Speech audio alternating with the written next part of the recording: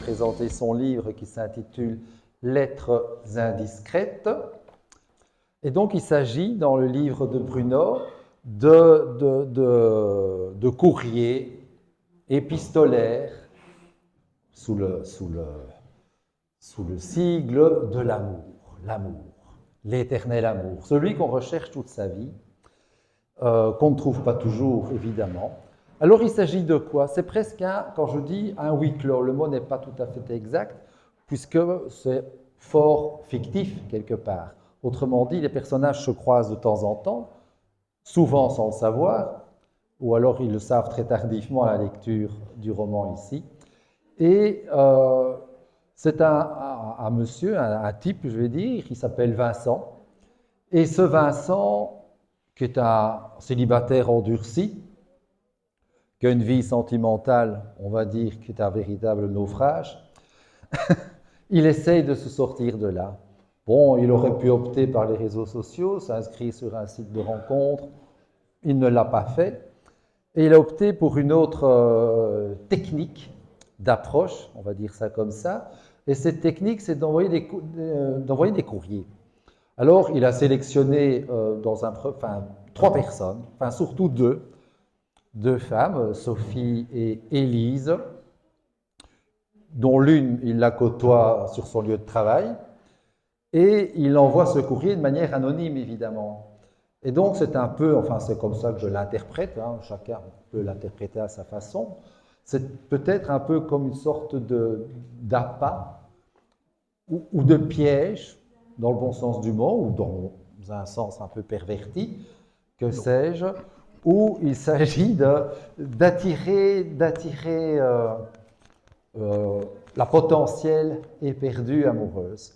Je pense surtout à cette fille qui s'appelle Sophie, qu'il rencontre sur son lieu de travail, puisque lui, il est publiciste, et donc, il est dans une boîte là-dedans, et donc il envoie un courrier anonyme, et avec l'objectif, évidemment, qu'il y ait un retour. C'est un peu comme la pêche à la ligne, quand on envoie l'hameçon, on espère que les vagues refluent l'hameçon en question, avec toujours la possibilité manifeste et évidente que tout cela se solde par un échec rapide, on va dire immédiat, ou postérieur.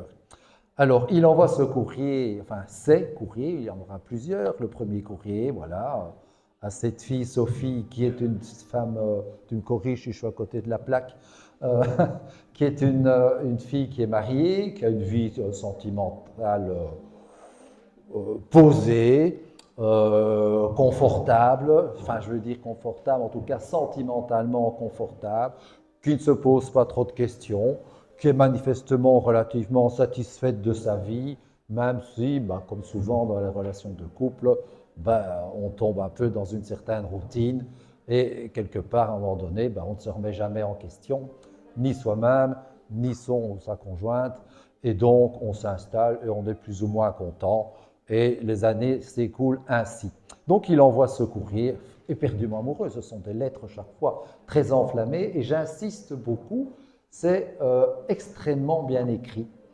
Moi j'ai adoré la phraséologie que tu emploies, le vocabulaire que tu emploies, enfin voilà, et déjà rien que pour ça, je ne parle pas du contenu de l'histoire, mais rien que pour les mots, pour les phrases, c'est beau à voir.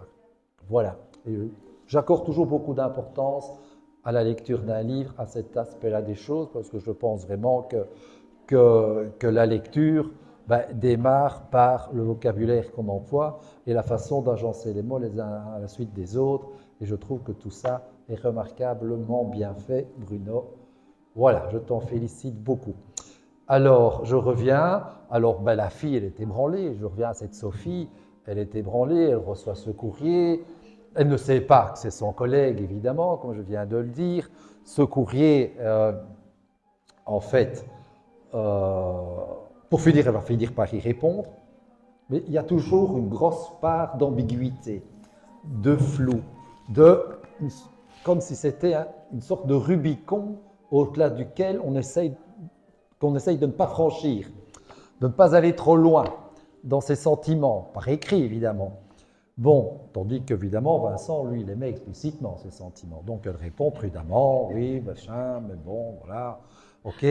Bon, il reçoit le courrier dans une boîte postale, évidemment pas à son domicile, puisqu'il s'agit que ce soit anonyme. Donc il lui dit bien, tu renvoies ça à telle boîte postale, dans tel patelin, quoi que ce soit, je ne sais plus. Enfin bon, et donc elle le fait. Et puis de fil en aiguille, ben, il traduit quelque part le Vincent que malgré tout, malgré que ce n'est pas manifeste le retour, elle a quand même un intérêt pour lui, quoi. Et puis il y a des courriers, il y en a 2, il y en a 3, il y en a 5, il y en a 10, je ne sais plus combien, moi. Une kyrielle de courriers qui reviennent. Et puis pour finir, ça se solde dans un premier temps par, je passe les détails, par un échec, j'y reviendrai, mais qui va se solder par une sorte de happy end. Alors, il y a une autre fille à laquelle il écrit, parce qu'il a deux hameçons au bout de sa canne à pêche. Elle s'appelle Élise, et là c'est la même chose, les courriers enflammés, c'est une fille, c'est une veuve, c'est ça, Oui, Élise, hein? cinquantaine. Cinquantaine, voilà, même chose, elle est quand même un peu ébranlée par ce vocabulaire extrêmement passionné envers elle, je vais dire ça comme ça. Et ben là aussi, il y a une kyrielle de courriers qui s'échangent. Et là, ça se termine pour finir par un échec qui n'aura pas de suite.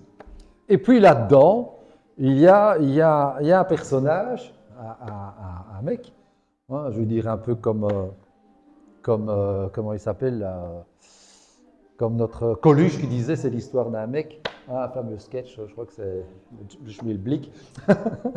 Et donc, il y a un certain Gérard. Alors Gérard, c'est le prototype du mec très viril qui fait du fitness, qui a des tablettes de chocolat certainement, voilà, qui fait craquer toutes les filles, toute sa vie c'est ça, il les fait tomber les unes après les autres, il en fait tomber 10 par semaine, enfin voilà, c'est son bonheur, il joue des mécaniques. Et à la fin, ça devient un peu lassant parce que derrière ça, on lit très très bien que c'est le mépris absolu de la femme. De la femme avec un F majuscule ou avec un F minuscule, peu importe, mais c'est de cela dont il s'agit évidemment. Et alors il y a un piège, là c'est véridique, qui lui est tendu, que Vincent va lui tendre. Il va mettre je crois que c'est dans un restaurant que ça se passe, il y a 2-3 personnes qu'il connaît bien avec lui, ici ont attablé dans un coin de la pièce, et il attend une fille, et puis il y a l'heure, disons c'est 19h, j'ai oublié, soit. Et puis le temps passe, 19h30, elle ne vient pas.